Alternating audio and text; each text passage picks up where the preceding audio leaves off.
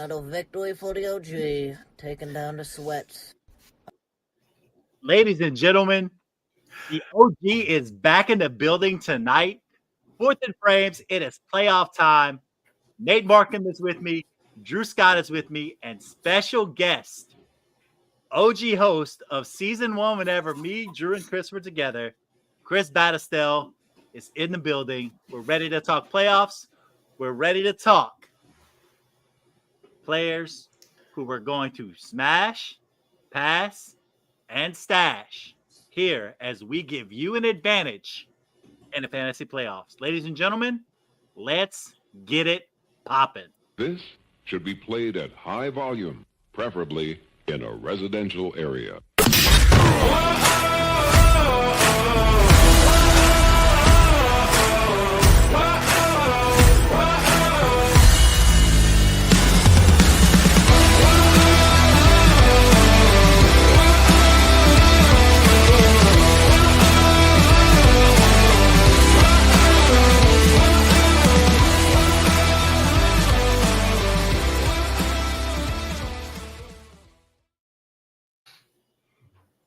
Guys, you are locked in with Fourth and Frames, member of the Fantasy in Frames channel. Don't forget to like and subscribe and review anytime a new podcast or short drops from us. And starting in 2025, you can search for all the podcasts here at Fantasy in Frames by name wherever you listen to podcasts. Pocket Cast, iTunes, Android, don't matter, we're everywhere. For us, make sure to subscribe to the Fourth and Frames podcast, and always remember to lock in at fantasyandframes.com for the latest weekly IDP and Dynasty rankings, articles, takes, news, and notes. I normally ask everybody how they're doing tonight, but I'm just going to go ahead and move it over to my right here and just start off. Chris, you're looking lively. You're looking fresh. You're looking like the Canadian snow hasn't frozen you in yet, buddy. It's been a while. How are you, man? I'm good. I mean, you guys got me feeling like a divorcee. Like I'm feeling like a guest in the house that I helped build over here. But other than that, it's good. The Canadian snow hasn't quite got to me yet, but it's coming, man. It's coming. Yeah. And Nate, how the heck are you, man? Yeah, I do. I feel like the new husband that's living in Chris's house. Trophy husband. I'm riding his lawnmower. The kids are calling me dad now. Drinking his beer. But it's a weird fantasy and frames family dichotomy that I was the dad before, the dad before the dad? Dad before the dad before the dad. So it was like he got married, got divorced. Chris took my wife, treated her real well, took her out to a nice steak dinner, called her, and then left her. I came back for the scraps, got my kids above and beside me, and never looked better, Nate. Never looked better, buddy. I can say I hope that the shoes that I'm trying to fill have been filled in the utmost respect that you deserve. So it's good to have you back. It's good that we can come together. Only fill in your shoes. It's good to we can come together as a family like this without the bickering and arguing. It's good. Yeah. As long as we don't start talking about politics, we're good. Exactly. Yeah, no, you got to worry about that over here. You're good. So, Drew, as the other kid in this relationship, which one of these is your real dad, Chris or Nate? Ain't no telling. I don't look like either one of these ugly motherfuckers, so I don't know who it is. Oh.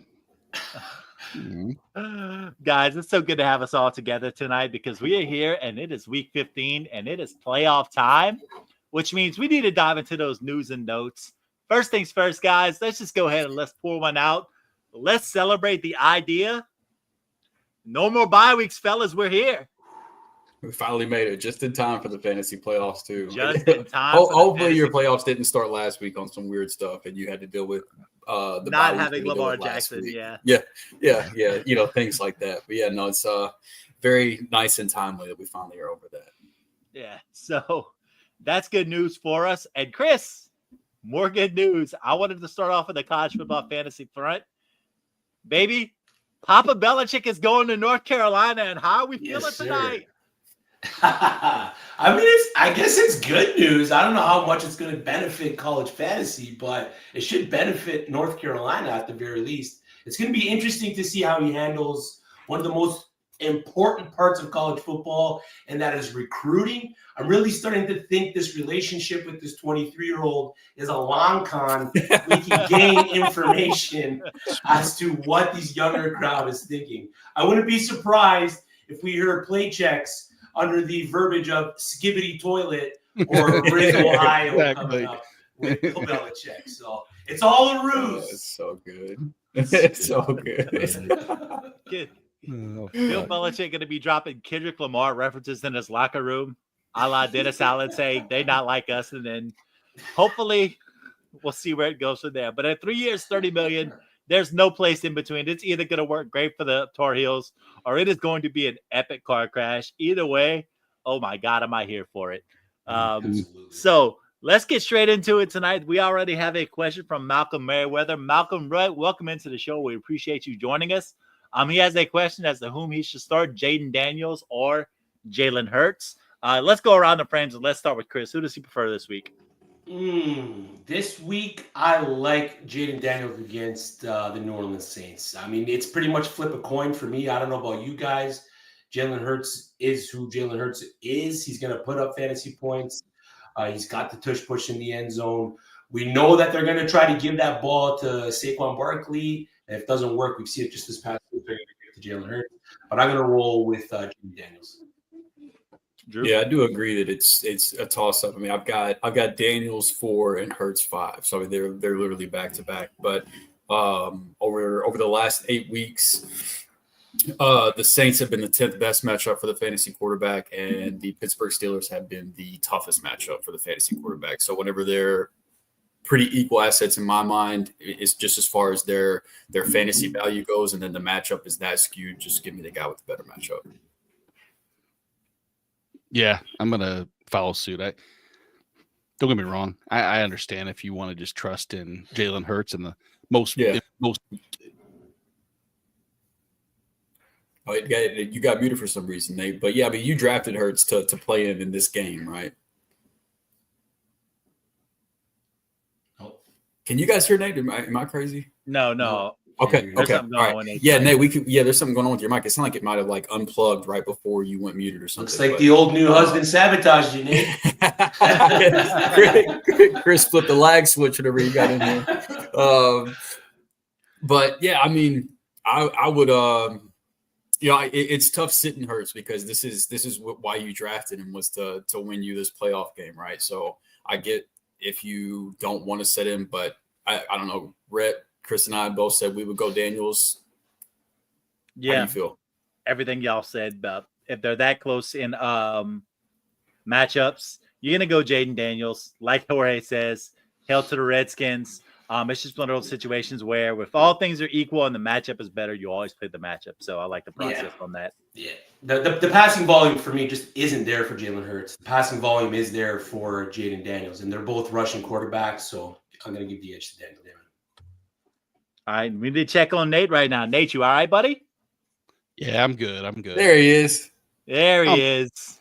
Can't touch somebody. Being sabotaged, coming back into knew all the tricks of his old home. He's like, flip this switch, do this, turn off. Got all the hotkeys exactly. Yeah. I know where the breaker box is. You're just in time, Nate. We're gonna get you back to your. You left Working Frames back in the day to share your IDP knowledge. So we're gonna get back into the defensive side. We got a DST question: Cowboys, Eagles, or Falcons defense this week? What you got? Man, I mean, you got the Eagles against the Pittsburgh Steelers. You have the Falcons against the Las Vegas Raiders, and then you got the Cowboys against the Carolina Panthers. So they've all got matchups that there's something to love about. They do, and I mean the singular best matchup as far as potential turnovers, I would have to think would be against Vegas. And that being said, Atlanta, they just don't pose much in the way. I mean, as of late, their pass rush has been better, but to go from the bottom, it doesn't take much to go up from there. But I'm gonna lean on Dallas, just because I think that since Parsons has been back, the pressure has been better. I think that the likelihood of a turnover, and we've seen their defense, they have more splash play defensively. So when it's all three similar, I'm looking for the team that most likely can really create havoc in the backfield. And I'll go with Dallas. All right, there you go, Ronnie. Before we get to we have one other question, but before we get to that, we got a $20 super chat from Boss Man. Appreciate you, Boss Man. Always play the matchup or start your studs, which is the narrative you can live with the most if you lose. For me, start your studs is the narrative that I live with. I would much rather lose with my stud in my starting lineup than lose and see him going off on the bench because I decided to try to get cute and bench him because I was worried about the matchup. So I think you should pay attention to the matchup if you're talking about players that are on the same playing field. But if you're talking about talent here versus talent there, I'm gonna start the stud personally. I don't know if you guys disagree if you play the matchup more closely but that's how I feel. Nailed it. No, it's start your studs until proven otherwise. So thank you, Boss Man, for as once Dave Chappelle said, the most baller shit you can do is put money back in your own pocket. Great pull. That's so good, man. Well done. Our man Randy Malek says, hi, everyone. In a non-PPR, which one would you flex out of Sincere McCormick, Isaiah Davis, Jaleel McLaughlin, or Josh Downs if he plays? Nate, I know you have an opinion on this that we're going to talk about a little bit later. So, Randy, stay tuned, and we will get to that in a little bit. But Nate will have an answer for you. Our boy, Mr. Scamper's in the building. Part of the Fantasy and Frames Listener League says he thoroughly enjoyed the beatings in the Listener League. No, Mr. Scampers, I enjoyed the beatings in the Listener League this year because not a great year if it was me. So, should we give a regular season wrap up of that since it's our Listener League show? I mean, if you have it on hand, go ahead, bud. Yeah, I'll pull it up real quick. You got 2 of the top 6 here. We got a couple of playoff guys here at least. I can't say the same, but if you guys want to talk about the Dynasty League, though, we can talk about that. Not great there either. All right, so regular season standings for the Fourth and Frames Listener League, the first ever. Paul Ryan is finished the season in first at 12-2. Our own Nate Markham in second at 10-4. So that's the 2 teams with the bye weeks, so they don't have to worry about week 15. They can kind of tune out for this show. You got my man Quentin QK16 coming in at 3rd place. Then our very own Chris Battistell at 9-5 in 4th place. KFB STL at 5th. And then the last playoff team barely squeezing in, Jorge B. Edwards. So it's an even split. It's 3 fantasy and framers and 3 listeners / supporters of the show in the playoffs. And then we don't really have to talk about the non-playoff teams. I don't think that really matters at all. You guys. I didn't finish it last, so I'll just say that. Was that me? in the league order of this show? So I at least had that. But yeah, well, we won't talk about the rest of that. People only care about the playoff teams. So you were not last, Rhett. No, you from a point total standpoint, you were ahead. Shockingly, you were ahead of. I mean, there were some teams like Jorge just snuck in at 6, and the team that's in 7th, you outscored by nearly 180 points. So I mean, look at me. Look at you. You just had bad matchups, bad luck. Rotten luck. Just that's it. We'll get them during basketball completely season, out of your control. Yeah. All right. Randy also has another question. The IDP question at linebacker: would you go TJ Watt or Shorewood? Nate, you're an IDP guy. What you going with, man? I'll tell you this, Randy. Tune in to Shoot the Gap, and they'll be able to answer that question even better than I will. I feel like I'm going to. I want to say pass the buck there. I have my answer, and I'm intrigued to hear what they have to say. So Shoot the Gap will follow us directly. They keep that question posed. Jorge's in the chat right now. Maybe he'll answer it for you early. You never know. I think what Nate's trying to say is we need to stay locked in with Fantasy and Frames all night long. But let's get back into these news and notes. David Njoku suffered a hamstring injury in practice. Cedric Tillman possible to return this week. Alvin Kamara misses a practice Wednesday with a illness. Derek Carr with a broken hand and concussion. He is expected to miss the remainder of the season. Yeah, David Carr still has a concussion, I think, from those days. A little bit of a slip there. Trent Williams is out on Thursday. Tony Pollard has an ankle injury. George Pickens set to miss Week 15 and probably the nastiest thing on our news and notes tonight. Noah Brown to miss the rest of the season with internal injuries. Ouch. Ooh. Yeah. Sounds like me after eating Taco Bell. That's right. Fair enough. Exactly. And look, Scampers is here having my back saying you were within a point of me for second most points against. So you know what? He's not wrong. It was pure bad luck. So that's why we keep Scampers around. Scampers loves me. Clearly, I'm his favorite child around here. So we're just going to keep rocking with that guy till the wheels fall off. Randy at linebacker, unless you get 4 or 5 points for interceptions or sacks, roll with the tackle floor with Sherwood. So Randy, there you go, man. There's the answer to your question. But as a thank you to Jorge, you should still hang around. And whenever Shoot the Gap goes live here at the top of the hour, you should go hang out and tell him thank you because he'll be on screen here shortly. So go check those guys out. Exactly. Yeah, lock in with those guys right after us. But before you lock in with them, let's lock in with our new sponsor, Dynasty Decks. And as you get closer to those fantasy football championships, what better way to capture your victory and immortality than by getting your own Dynasty Deck championship plaque? Dynasty Decks or the DynastyDecks.com provide fully customizable championship plaques for any fantasy football league, whether it's an offensive league or an IDP league. Just remember to use the promo code FRAMES and receive $5 off the purchase price, which is very affordable compared to the other market prices on other websites. So DynastyDecks.com, that is the DynastyDecks.com for your fantasy football championship plaques. Lock in with them today. Get $5 off with the promo code FRAMES. And guys, let's go ahead. Let's get into why the good people are here. Let's get into our Week 15, our playoff Week 1 smash, pass, or stash players. And here we are. Before we get into that, our man Brandon Hallam says Max Crosby said he was going to sack both Falcons QBs the next game. Moral of the story, Max Crosby is a menace, and then we keep messing this up. And the Falcons said, "Don't touch my cousin's penis." Okay, this is going too far. We're not doing that. I love how he held the punchline until a second comment. That's incredible. He got us to throw that first one. They had no idea what was coming next. Just like Cousins and Penix had no idea. That's great. All right, guys. So let's get into our smash, pass, and stash players for Week 15.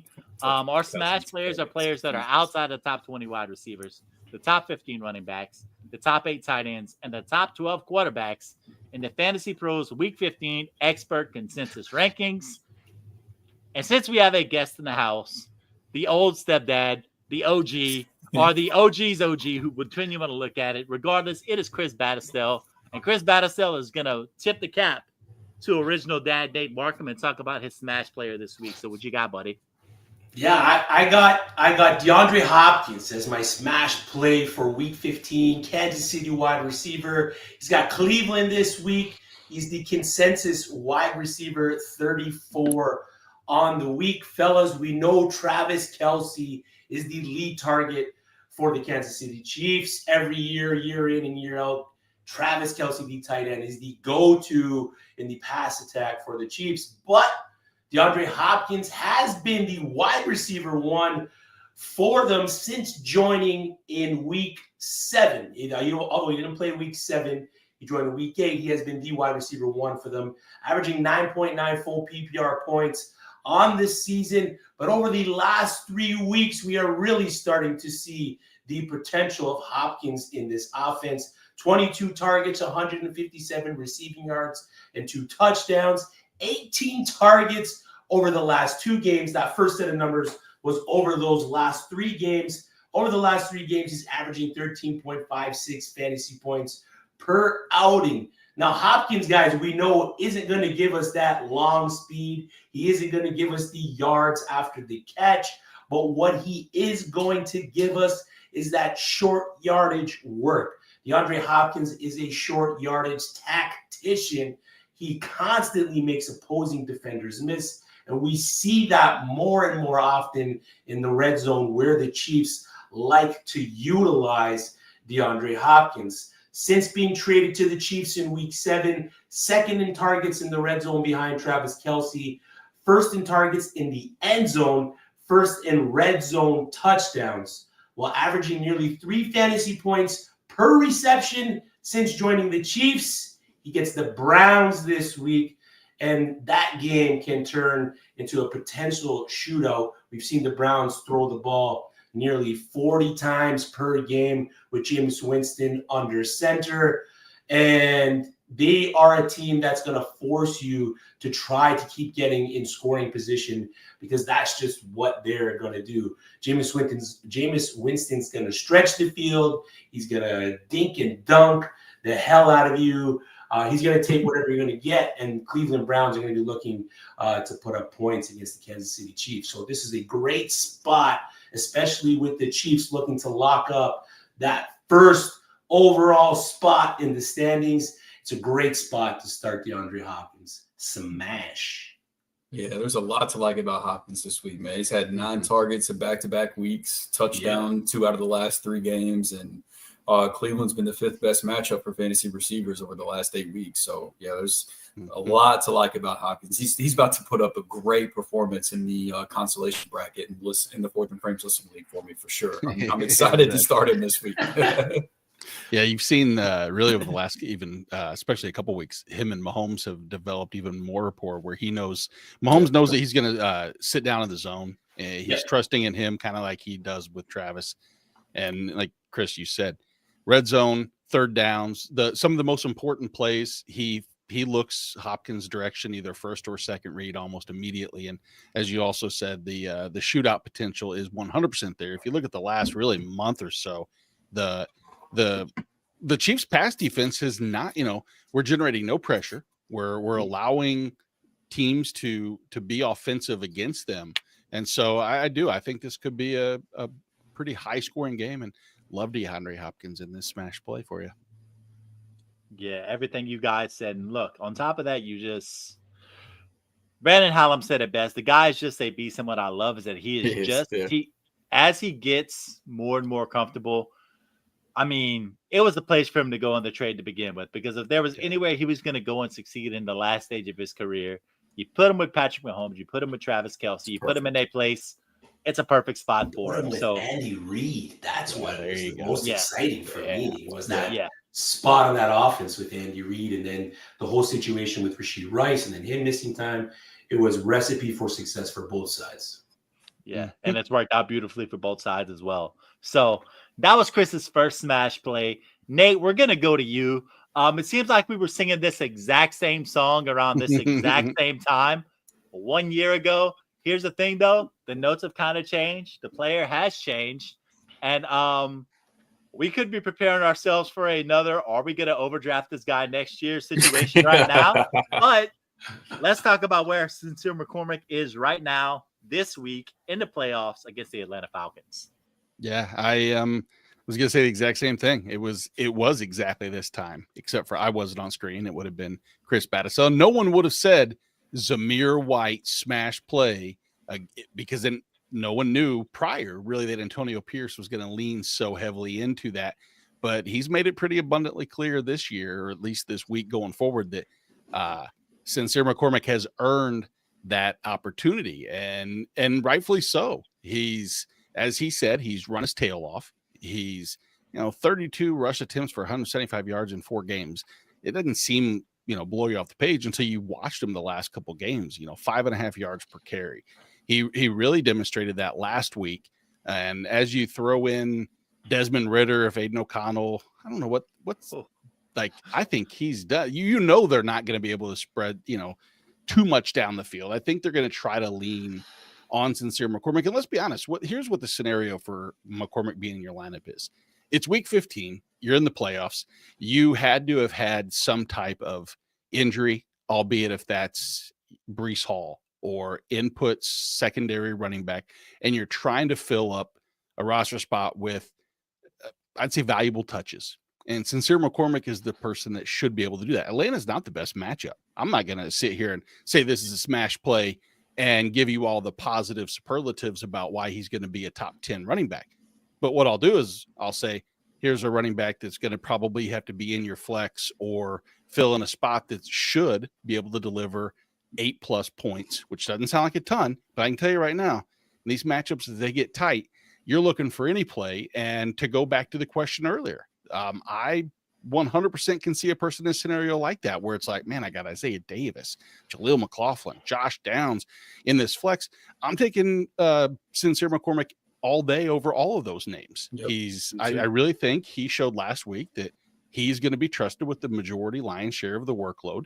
Might not be, super upside play, but it's the safest floor you're going to find. And for a quick fill in, he's the guy, and he will not be overdrafted next year. I hope not. I don't think so, but maybe I'm wrong. My opinion on Zamir White going into the season anyway. So I'll be cautious and never compare those two together, but you're right. It's very close to what happened last year. So Sincere McCormick, you always love to have a player with a cool first name or something like that stands out that you'll remember when he takes you to the fantasy championship. There will be so many fantasy names next year that will have to do with sincerely, et cetera, et cetera, et cetera. Yeah, it's a lot cooler whenever you go off with Sincere McCormick in your lineup than what it is whenever you go off with like Tim Patrick. Like even if Tim Patrick drops 20, like exactly, it's cool to drop 20, but it's still Tim Patrick, like, right? So I'm with you though. The matchup might be a little questionable, but at the end of the day, volume's king, and typically you might be like, it might be kind of weird for a coaching staff to just give everything to an unknown commodity. But I mean, this coaching staff did the same thing last year, so it's not like it's crazy to think about. So yeah, I'm with you. I like him as a play this week a lot. Yeah. Sincere's a stud for CFF. 2 seasons in a row, back-to-back 1,400 yards, 20+ receptions. He's done it in college at UTSA. He can absolutely do it at the next level. All right. First off, we need it's nothing against Tim Patrick, the player. He's overcome incredible things, but there's a reason the Fantasy Footballers podcast had to come up with Fireball Jones as his nickname to make him sound cooler. Like it's nothing against him. He just has an unfortunate. My name is Andrew Scott. Okay, I've got 2 first names as my full name, so I get to make fun of people with names because I've had to deal with it my whole life. True. And speaking of names, I just want to go around the frames really quickly. No explanation needed. Cooler fantasy name, Chris Battistell, Sincere McCormick, or Ben Jarvis Green Ellis? Ben Jarvis Green Ellis, the law firm. Mm-hmm. It's Sincere McCormick. Like it's not 1953 anymore. Like it's Ben Jarvis. Nate, break the tie. I think it's not the name Ben Jarvis Green Elvin. It's Ben Jarvis Green Elvin.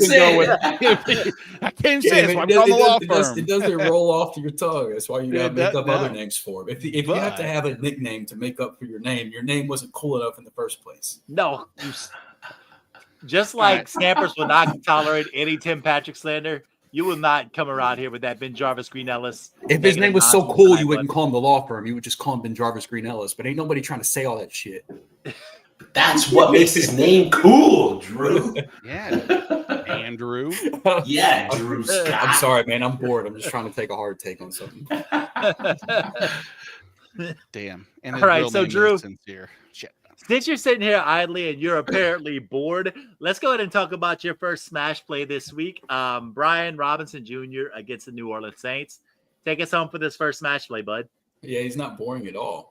Most weeks he's been healthy this year, he's either finished as an RB1 or an RB2. So if that's boring for you, you must have some really good running backs on your squad. But even in the down weeks, he hasn't really killed you as long as he's been out there. But this week, he's ranked as an RB2, but I think he finishes as an RB1. After the last Week 12 game against the Cowboys with the early ankle injury, he came back last week and put up an 2 weeks ago, I guess, and put up an RB1 performance on only 47% of snaps. And now, fresh off his bye week, I think that snap percentage will probably get closer up to the 60+% of snaps that he was playing when he was healthy to start the year, especially considering there's no Austin Eckler.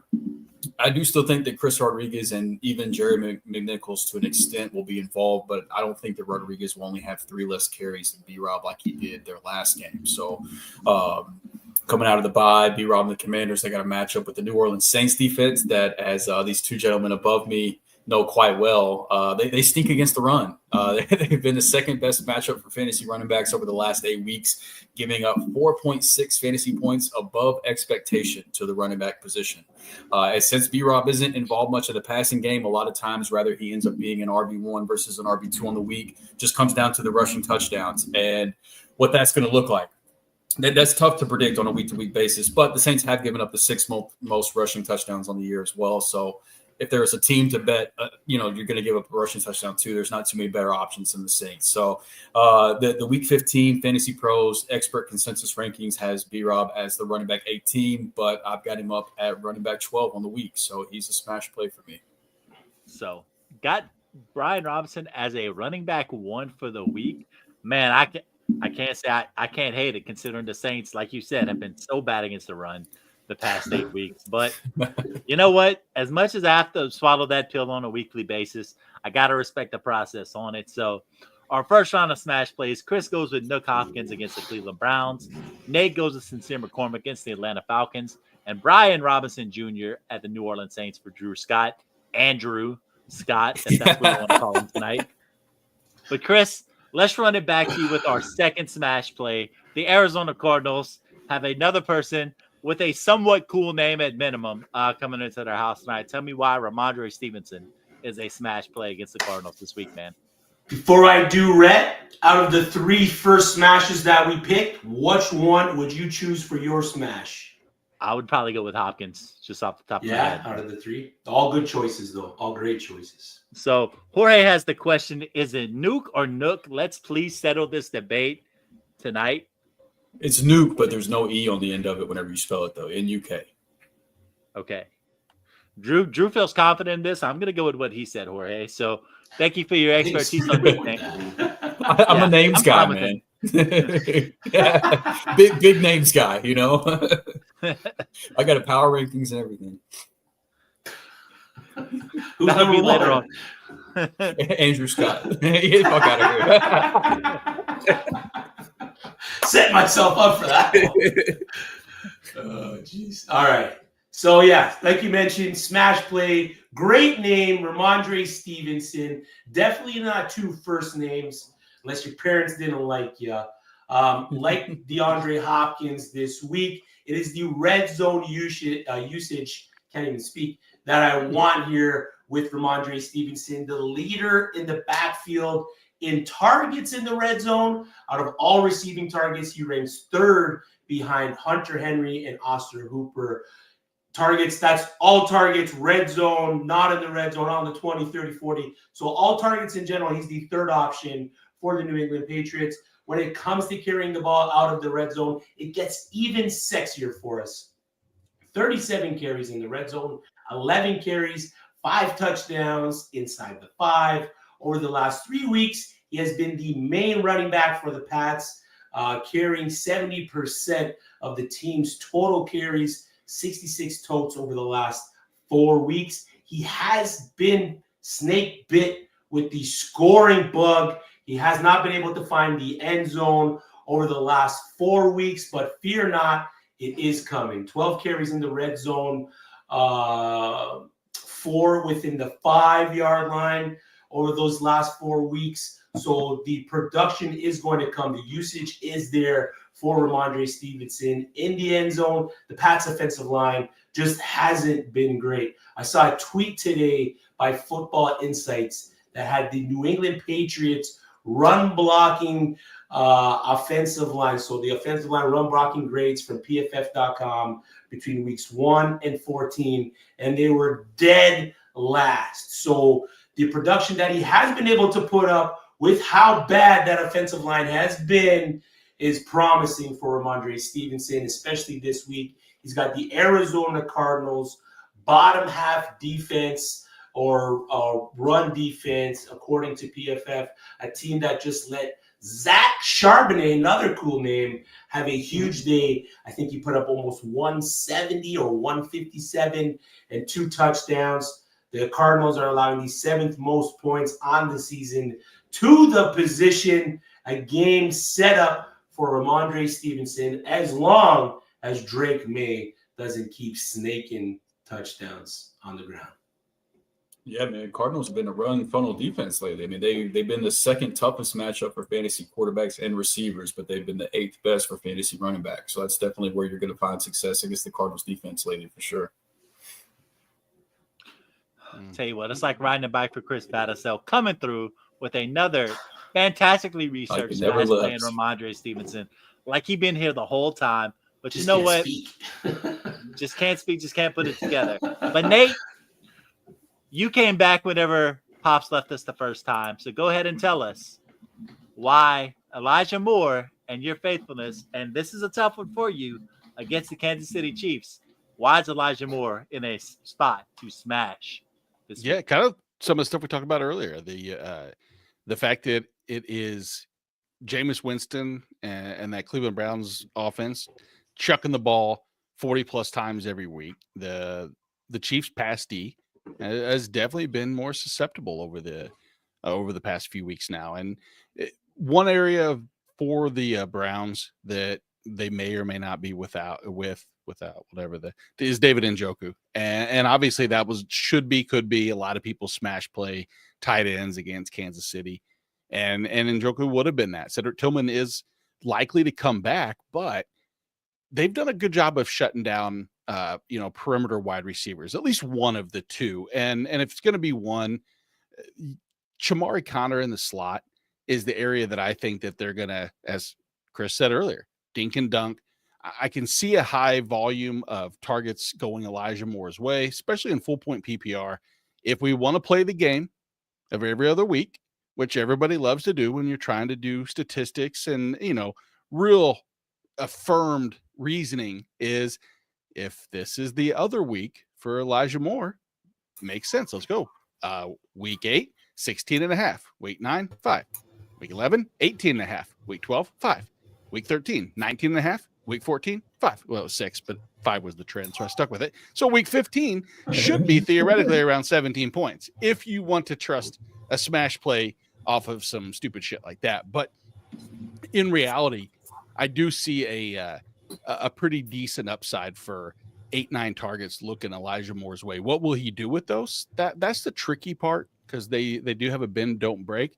But it wouldn't shock me if, like we said, 40+ passes, 25% target share looking Elijah Moore's way. And in a full point PPR, you're talking a 11, 12 point floor given 10 targets. And I'll take that all day, especially if you're in a pinch. But this kind of goes with what we said earlier. Start your studs. Don't try to get too cute. But many of us are in deep leagues that are still in the playoffs that follow this. So no, I know my audience. If you're in an 8-team, 10-team league, chances are Elijah Moore's on the waiver still, and you don't have to start him. But, man, it's the playoffs. You never know. Those 14, 16-team leagues are just injuries galore. You never know. So I'm talking to you. That person right there that's looking at Elijah Moore or Jorge, I'm talking to you. Nick Westbrook-Akine. Nick Westbrook-Akine. Get him out of your stupid lineup and start Elijah Moore. Yes, Jorge. That's what I said. I'm sticking to it. He sucks. he does. He does. And Elijah Moore really is set up to smash in your defense. The Chiefs have been the 9th best matchup for receivers over the last 8 weeks. And then on top of that, over the last 6 weeks, they've given up the second most fantasy points per game to slot receivers. So he's right there ready to smash. So I like the call. Like I told you, I'm not coming with stats. I'm just coming with, I know ball. And I'm going to let Drew fill me in with the stats to back it up. So non-PPR, Elijah Moore or Sincere McCormick. He has your 2 smash plays, and he needs to play one of them. So who is your smash play to end off? Smash in non-PPR, it's Sincere McCormick. Yeah, I can't trust the touchdown and the yardage upside for that. Yeah, I agree. Great answer with that. So Nate says Elijah Moore. Drew, I got to hand it to you with this one, buddy, because it has been a tough year for your next smash play. Like, a lot of people are leaving him for dead, but you know what? Tell us why Deebo Samuel is going to be resurrected as a smash play this week against your Los Angeles Rams. Yeah, and it brings me absolutely no joy to call a 49ers player as a smash play, especially on the week when he is playing my Los Angeles Rams. But the internet has left me no choice. If you've been on Twitter recently, you probably saw that Deebo voiced his frustrations about not getting the ball. And in typical Twitter fashion, the internet tried to convince us that Deebo Samuel is apparently no longer good at football. He even got community noted saying that he was struggling because he had the most drops on the team. I would also like to point out that drops are a very overrated stat whenever it comes to determining receiver performance, but that's another argument for another day. But you guys, the internet just had to do all this and piss him off right before he played the Rams, right? Like, you guys just had to do that. That's really cool. Before all the Twitter shit even started, he was already averaging 71 receiving yards and over 6 targets and over 5 receptions per game in his career against the Rams. And he's also had at least 35 rushing yards in 3 out of the last 5 games against the Rams. And so while the rushing hasn't really been consistent for Deebo this year, he did have 5 carries last week after the 49ers lost CMC and Jordan Mason. And now apparently they might have lost Isaiah Guerrero for this week as well. So I wouldn't be shocked if I ended up with plenty of rushing attempts for Deebo this week. And just as the icing on the cake is the Rams defense has been the 3rd best matchup for fantasy receivers over the last 8 weeks. So, it's not a tough matchup for him either. The secondary hasn't stopped anybody recently. So you've got the squeaky wheel narrative going on, him going on the internet, upset about his usage. He's playing a team where he's already historically been good, and they are a great matchup for fantasy receivers. So, yeah, I think I saw he was almost down near wide receiver 40 last time I looked at ECR. I think he should be more in that wide receiver 2 range this week because it's set up to be a Deebo week. So he's a smash play for me. I love the logic. I love everything about that. I just love the fact that you're even willing to go out on a limb against your team. But great historical data. You talk about 5 receptions, 71 yards historically against the Rams, and a guy who might be in line to get more rushing work this week. You're right. It's a great spot for him to potentially come out of that slump he's been in over the past 4 weeks, where he's had 4 catches for 22 yards, 1 for 21, 4 for 20 yards, and then 2 for 22 yards last week with 13 yards rushing. Yeah. So, yeah, we are in a Deebo slump right now, but if there's a spot to break out of it this week, yeah, you're right. It's a great. He's just a good, like, he's a really, really good football player. And like, I don't believe a football player of his caliber can put up the numbers that he has and it just continue to happen. Like it's gonna change. Like, he's too good at the game of football for it not to. Right. And now he's got a matchup to help it happen. So, and if you're Shanahan, you're going to make sure that you get the ball out fast as you can. No Trent Williams on that offensive line. That's a good point too. Yeah. And short to intermediate just means exactly like you said. Deebo at or behind the line of scrimmage. Deebo on quick outs. Just putting the ball in his hands and letting him do what he does best. I think that it's him. Much more so, it's him and Kittle than it is Juwan Jennings this week.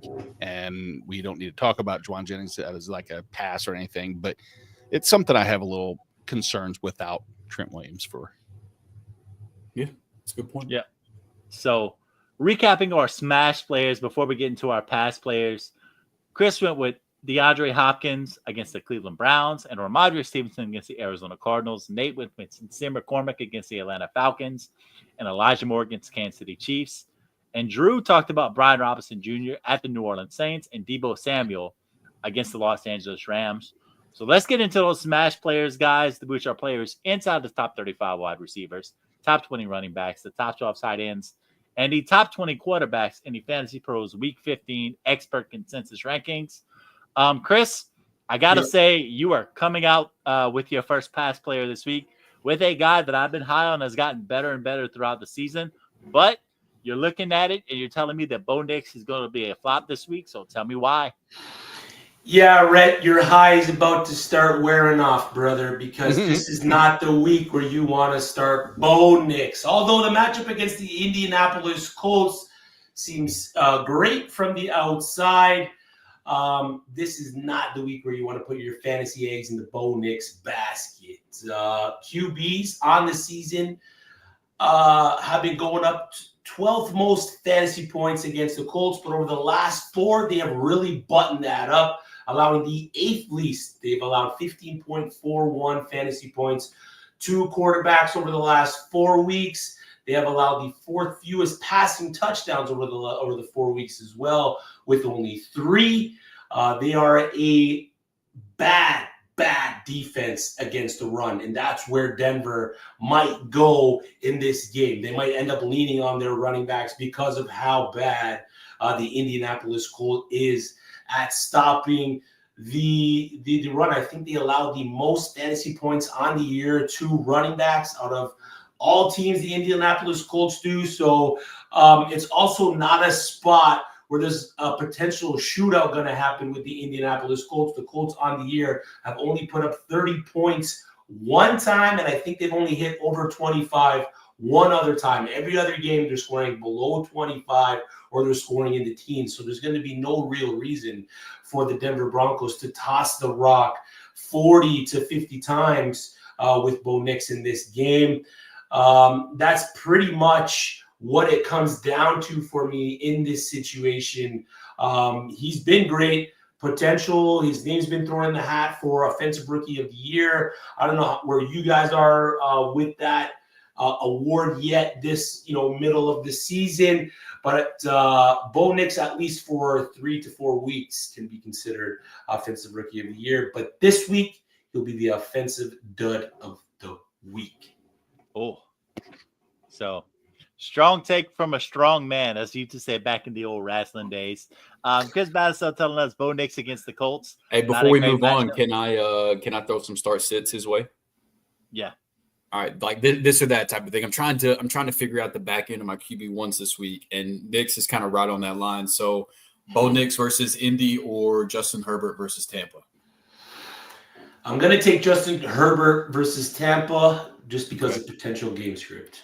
And one more, just in case I have an opportunity to get some brownie points with my new dad, and you have to tell my Patrick Mahomes, baby. Yeah, Bo Nix or Patrick Mahomes? Patrick Mahomes, man. Okay, I was hoping you'd say Bo Nix so that new dad would like you less, but it's all right. Okay, so it's so smart that play. would, if I went that route, that would take Bo Nix outside of the top 12, which I'm leaning on doing. Which in your typical one QB 12-team leagues, you've been able to rely on starting Bo Nix. So I'm kind of with you. I think in those 12-team leagues, he might not be a starter this week. Interesting stuff right there. So, Nate, moving into your first pass player for the week, he's had a great season. He set a career high for rushing yards in his career, nearing his age 30 season. But you're telling me that Alvin Kamara against the Washington Commanders is not a place we want to be this week. What's up with that? I'm saying this cautiously in that you're starting your studs, as we mentioned earlier. But there are certain situations. I'm facing one myself, using my own scenario, that I had to choose between Chase Brown and Alvin Kamara as my flex, believe it or not, which is a good spot to be in. But great spot. A lot of that comes down to a multitude of reasons. Number one is the uncertainty that I have with the coaching staff of not giving the ball to Kendre Miller a little bit more, taking some of the workload off of Alvin Kamara. The matchup is fantastic against Washington. We know that. That's why he's not going to fall too far outside of a recommended play. Just if you have a scenario like I was fortunate enough to have and have a Chase Brown, the illness today doesn't necessarily concern me all that much. The injury and concussion of Derek Carr does concern me. The usage that could happen with Kendre Miller does concern me a little bit. There's more negatives that are continuously kind of piling up against Alvin Kamara that gives me pause. I still think he's going to be fine. I still think if there's any reason for him to have a very solid PPR floor, it's definitely there. But I think that if in half-point PPR leagues, or heaven forbid if you're non-PPR like Randy's in, I worry a little bit more this week. And so that's kind of it's not an absolute fade, but it's definitely a temper expectations type play for Alvin Kamara. And want to go. This was definitely not a knock against dad number 2. I just want to let you know that I want to co-parent with you. And if that takes what it is, especially this close to Christmas, we don't need to bicker.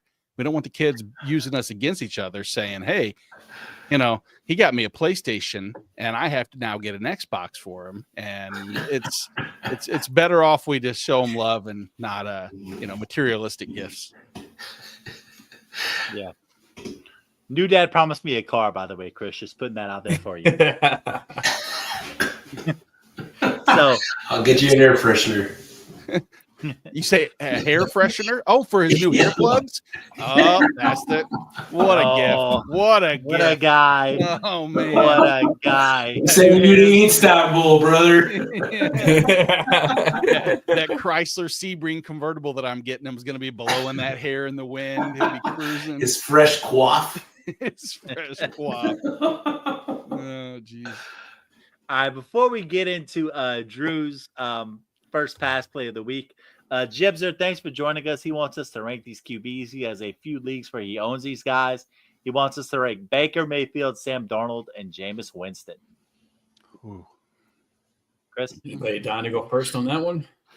I'll take a stab at it. No pun intended. I'll go Jameis Winston. I'm guessing it's for the week. So I'm going to go Jameis Winston, Sam Darnold, Baker Mayfield. That's my order as well. It's man. After last week, I know it's hard to not lean Sam. Sam. It's like the Spider-Man meme with those guys. Darnold has the toughest matchup of the 3, but he has the most. He has the best, most recent production of the 3. Yeah. So, but you don't want to get caught chasing the points either. Now I'm questioning my rankings honestly because I was looking at my rankings and I've got Darnold the highest of the 3, but I don't know if I can comfortably say that Darnold's the guy that I want to play. But then Winston and Baker, they're basically back-to-back. Like they're almost a toss-up. I can definitely see why you're struggling trying to decide between these 3 guys for sure. I don't know if this makes a difference for you guys, but he forgot that he forgot he had noodle arm. And so I wanted to throw him in there too. But I'm sorry. I love Kirk Cousins. Seems like such a great guy, but there's a reason you forgot that you had him.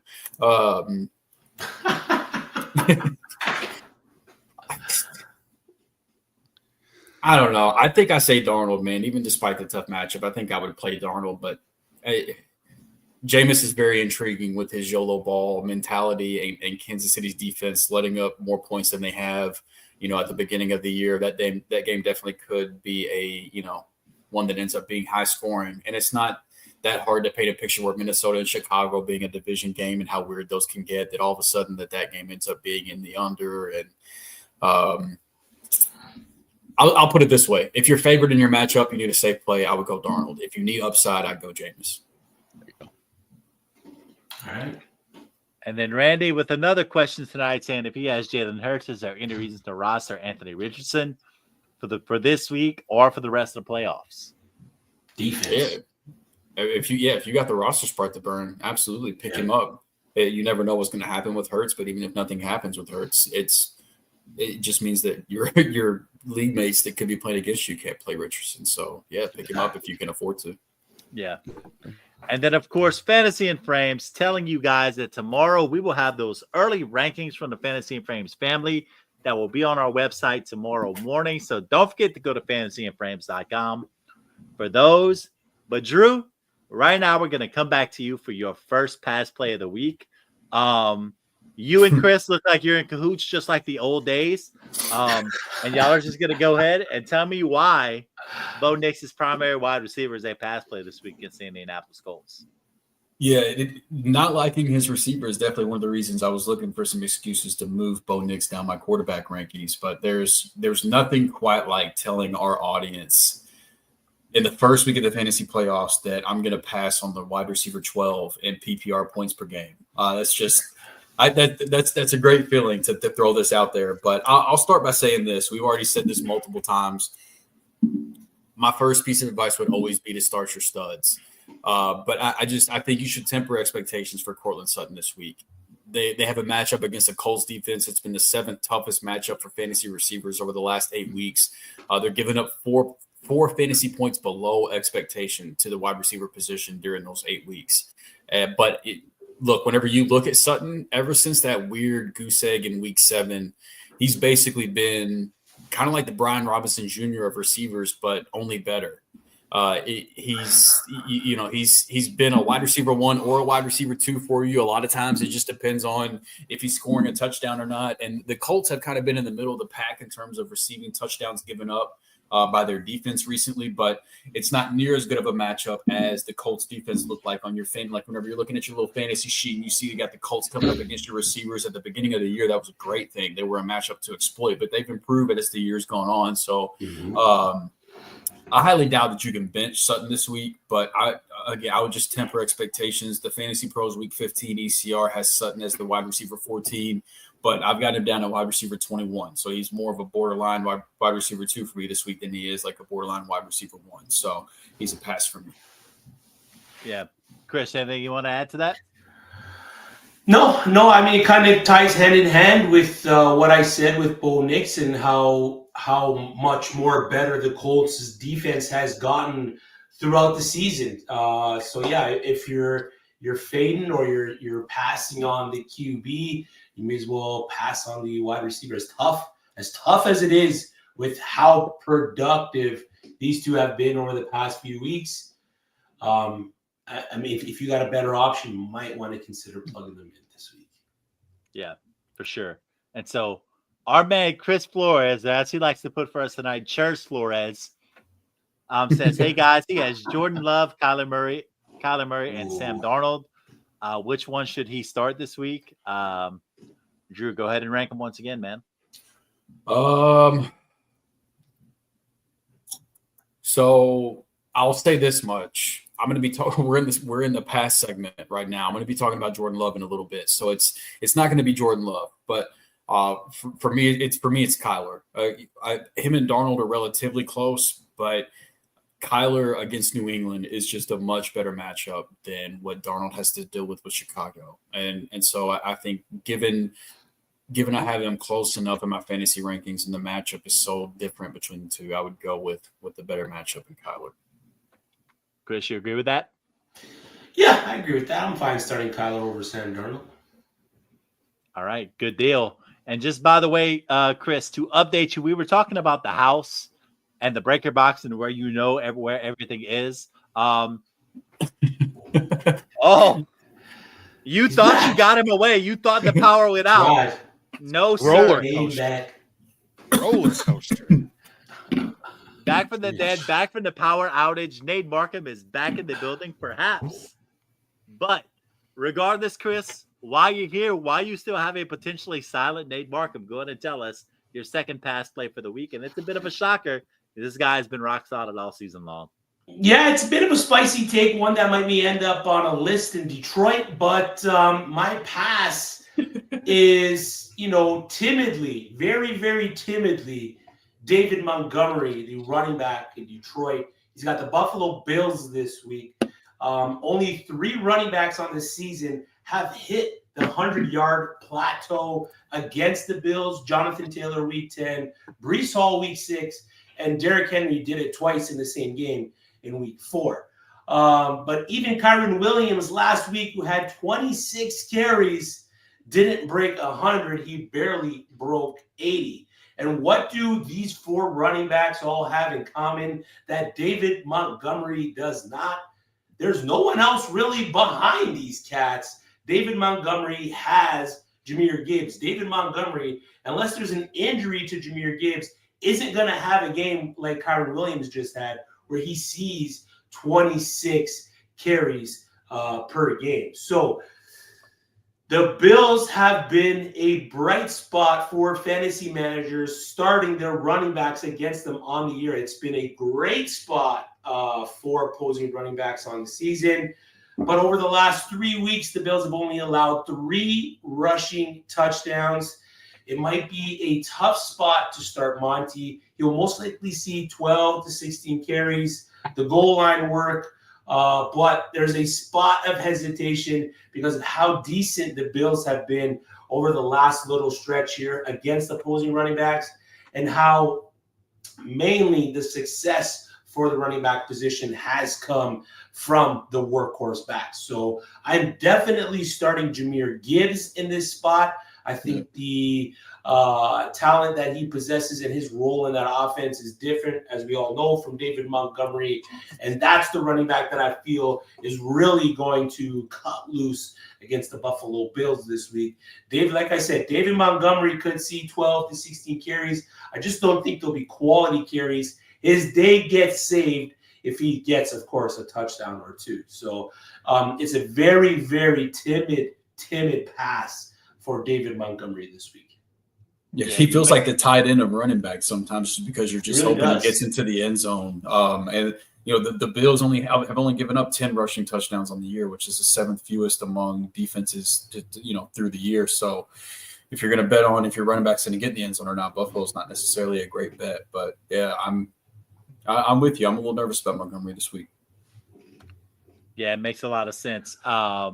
So that is our first pass player for Chris. That is David Montgomery. Drew, you're going back to the quarterback well. They're playing the Seattle Seahawks. Jordan Love. We know who he is at this point. He's got a lot of bit of gunslinger to him. But you know what? Tell us why this is not the week to go with that gunslinger against the Seattle Seahawks. Yeah, he's the quarterback 10 in points per game so far this year. So in your typical 12-team league, some people might be looking at him as somebody that they're going to start this week, but I don't think that should be the case. They got to go up, as you mentioned. They're playing the Seahawks, who have been the 9th toughest matchup for fantasy quarterbacks over the last 8 weeks, and in a week with no buys. I think there's going to be better options that you can stream over Love this week. And while the Seahawks have been tough against fantasy quarterbacks, they've been closer to the middle of the pack against fantasy running backs recently. So with how Josh Jacobs has looked, I know Chris has been a big Josh Jacobs guy over the last couple of years, so I'm sure he's reaped the rewards of that. I have no doubt he has him in several places. He's been a big Jacobs guy, but it just wouldn't shock me with where Seattle's been vulnerable if this ends up being another Josh Jacobs game. And that's really going to be the make or break for Jordan Love, is whenever they get in down in the red zone. Do the scores come from passing touchdowns or rushing touchdowns? And if you're going to ask me to make a bet on what I think is going to happen, I'm going to make the bet on Josh Jacobs. So this week I've got Love as my quarterback 17. So in Superflex, 2 QB leagues, I still think he's startable. But in your typical 1 quarterback leagues, I'm going to pass. Yeah, sound advice all around the board there. And Nate, speaking of sound advice, I went to this well last week, and it paid off pretty handsomely. To the tune of Jaden Reed posting exactly, you get, as Willy Wonka once said, you got nothing out of Jaden Reed last week. So tell us why we might be heading for a full-on Jaden Reed slump again against Seattle Seahawks. Yeah, I mean, you hit the nail on the head last week. 1 target, 1 drop, pass interference call against him. And this week, he has a matchup that I think is even more difficult in Devin Witherspoon and the Seattle Seahawks. Witherspoon's allowed 1 game all season that he's had over 60 yards receiving allowed. So I don't see this as the get-right game for Jaden Reed. As you guys have said, Josh Jacobs on the ground. Try to take advantage of it from that standpoint. Nothing. And I mean, hell, and probably one of the more telling stats is that he played 50% of the snaps last week. I mean, I don't want to go into the playoffs with any wide receiver that's not going to give me at least 75+% of the snaps and routes run. So I'm avoiding Jaden Reed as well. Yeah, and the thing about the Jaden Reed snap shares, I'm pulling it up right now. It really has been hit or miss for the most part, and mostly miss all season long. I'm trying to pull that up, and it's being a little bit slow for me. But can somebody give me a quick number on what Jaden Reed's snap share has been for the season? I can give you a week-by-week breakdown real quick. Give me just a second. Just some of the more recent weeks. So last week he had a 50% snap share. The week before that it was 67%. The week before that 50, 57, 68, 59. So he's somewhere in the 50 to 60% snap share for the most part on a weekly basis recently. Yeah, so I mean, that is a guy who, despite being a guy who we felt strongly being a person who was going to see the field quite regularly for the Green Bay Packers, quite hasn't hit those thresholds we thought he might have hit heading into the season. So, it's a tough I said it before the season started. I thought it would be a tough spot to pick which Green Bay Packer receiver is going to be the guy on a weekly basis. And sure enough, that's come to pass because there were just so many of those guys heading into the season. We should have looked at it in hindsight and realized that this should have been a Josh Jacobs offense to begin with. But it's a good point. Had Chris been here, he'd have been able to tell us that ahead of time. Chris tried to tell us. He tried to tell us.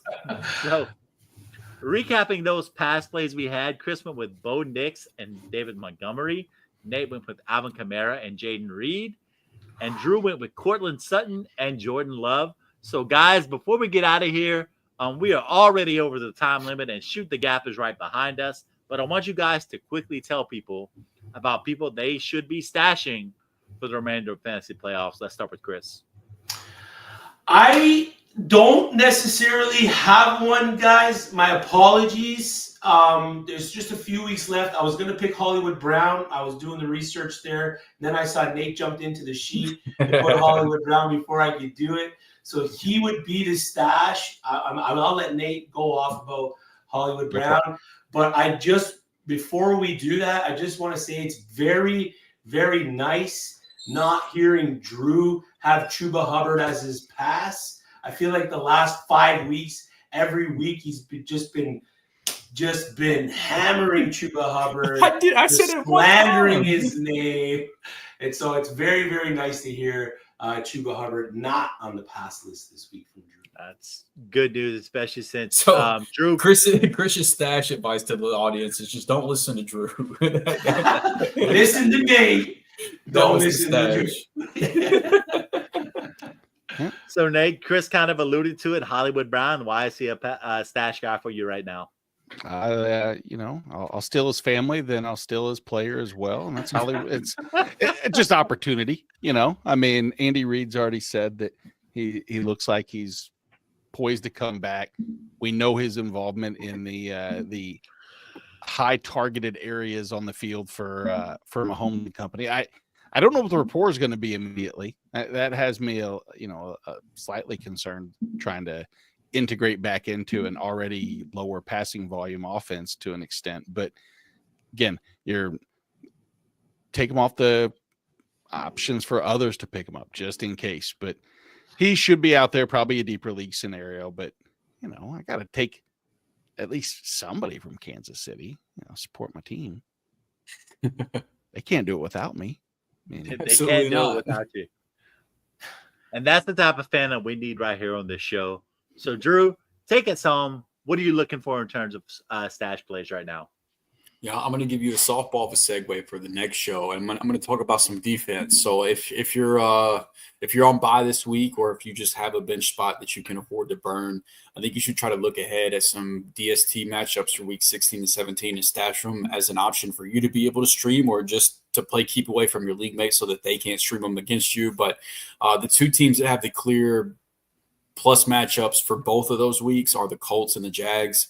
I prefer the Colts personally just because I think they're the better mix of actual talent on the defensive side of the ball plus the matchup. But given the fact that the Jags' two matchups over the next couple of weeks are Vegas and the Titans, I think even with the questionable talent on that side of the ball, that's good enough of matchups for me to stream anyway. But so the Colts and the Jags, they're two DSTs that you can lock in for the next couple of weeks with both of them with good matchups. So,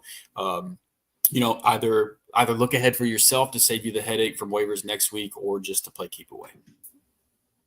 And I love that advice, and I love you guys all around. It's been a great time tonight with Chris Battistel back in the building with us. So before we get out of here, I want to give everybody a chance to plug what they have going on. Let's start with Chris. 2 questions for us. First off, plug your show, and second, tell us who's winning the Heisman Trophy. If I had a vote, I'd probably give it to Ashton Jeanty if I had a vote between the 4 finalists. I'm not a helmet scouter, so I'm not going to say because he played in the lower conference or against bad competition that he shouldn't get it. He was great against Oregon, and Oregon's the number 1 ranked team in the nation. So my pick would be Ashton Jeanty. No, nothing against Travis Hunter and what he did, Cam Ward, and I don't even think Dylan Gabriel should be on the list, but Heisman Ashton Jeanty.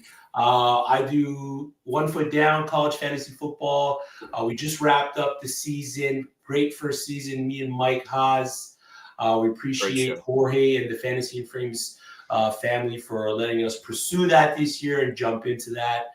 We had a lot of great fun with that. We're looking to grow that into the next year. But don't worry about following me. Make sure you're following these three cats at Drew3MR, at Nate Markham, and at our Manual Sports. They are getting you ready for the most crucial stretch in redraft, and that is the playoffs, your quarterfinals, semifinals, and finals. Man, these guys are looking to cash you some checks. What a pro this Battistello guy is. I don't know where we found him, but man. This guy is unbelievable. Nate, what you got going on right now, man? I had to follow that. Sure. I don't know. No, it's exactly like, Chris said, follow these three more so than myself. But this Sunday morning should be back for the pregame show. I was out of the country this past Sunday. I jumped on just long enough to tell Jorge, hey, I broadcast. I joined from the airport in Jamaica just long enough to tell everybody listening that if you started Nick Westbrook-Akini, you're an idiot. And hopefully people listened. Thank you. Even from a different country, I could see the light of stupidity of starting that bum. No, I'm going to stop there. Sunday morning, we'll see you jump in with your questions. Jorge, love you. Shoot the gap. Follow. Drew? First of all, hello. Thank you for joining us. I want to go back to our guest Chris and say just go check out One Foot Down.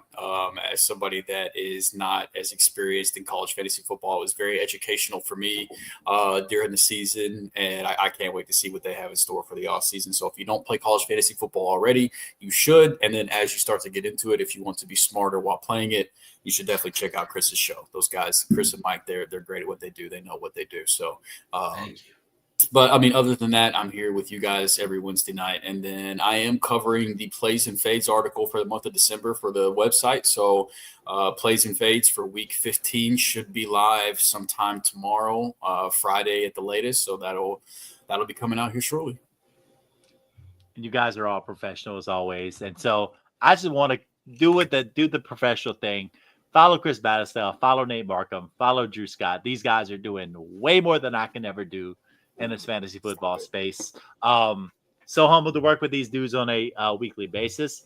And I'm going to tell you what, guys, it's been a heck of a ride. We still got a couple weeks to go before we crown fantasy football champions. So let's keep having fun. Let's keep trying, like Chris said, to cash our listeners a little bit of money at the end of the season. But we got to get out of here, people. Shoot the Gap is right behind us. So for our guest, Chris Battistello, for Nate Markham, for Drew Scott, I'm Rhett Manuel.